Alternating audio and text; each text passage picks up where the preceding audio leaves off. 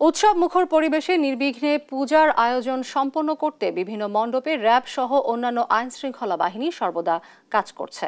বিকেলে ঢাকেশ্বরী মন্দির পরিদর্শন শেষে কথা জানান র্যাবের মহাপরিচালক AKM শহীদুর রহমান। পূজাকে কেন্দ্র করে সোশ্যাল মিডিয়ায় যেসব গুজব ছড়াচ্ছে তাতে কান না দেওয়ার আহ্বান জানান তিনি।